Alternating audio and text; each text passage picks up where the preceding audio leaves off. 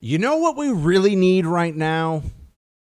A multimillionaire celebrity to tell us how disappointed in us he is for us not doing enough to stop COVID. That's what we need. Play clip 6.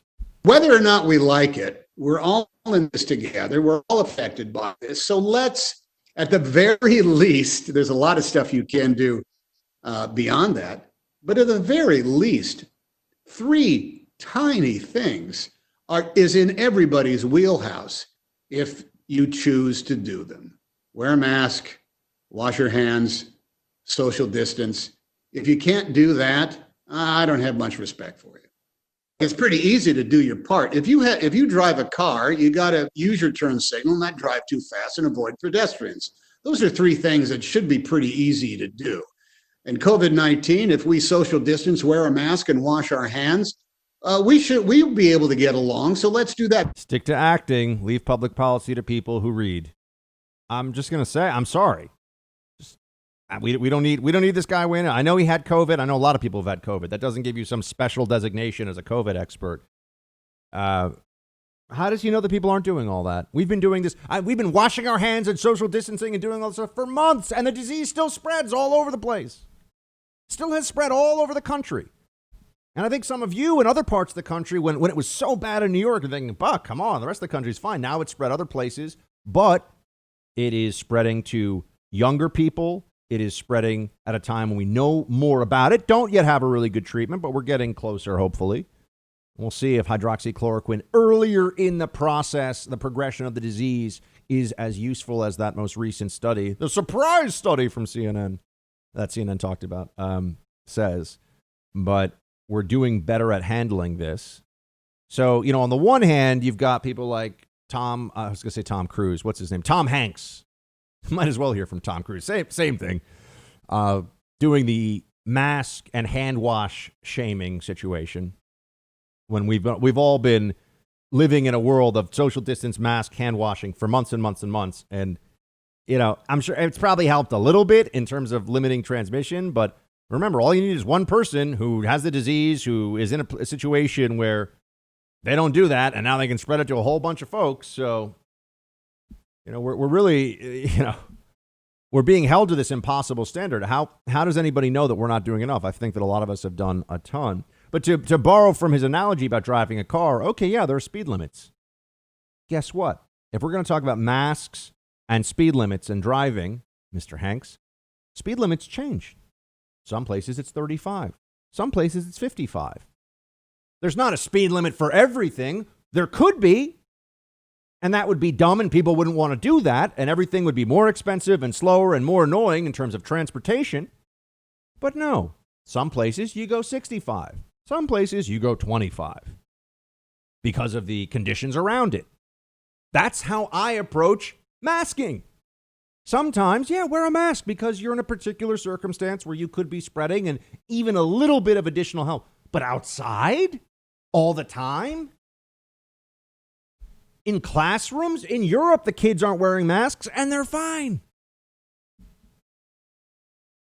So I find his analogy actually quite useful because the mask absolutists are the equivalent of people who are saying, why can't you be responsible? Drive the speed limit. And people like me are saying, okay, which speed limit?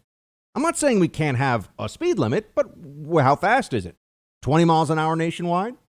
That would be a bad idea. 55 miles an hour nationwide. Maybe it should be dependent upon the circumstances you are applying it to.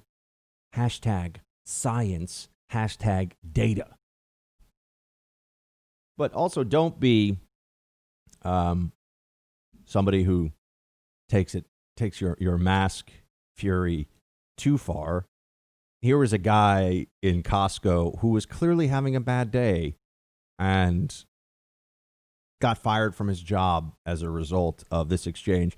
I think it did not help his cause that he had a T-shirt on that said ruling the world since 1776 or something like that. I think that further triggered the libs that made this all go quite viral. Producer Mark, play clip 1. You're 6 feet away from you. You're harassing me. I'm not harassing you. You're I coming feel close to me. threatened. You're coming close to me. Back off! Threaten me again! the f*** up, put your phone down.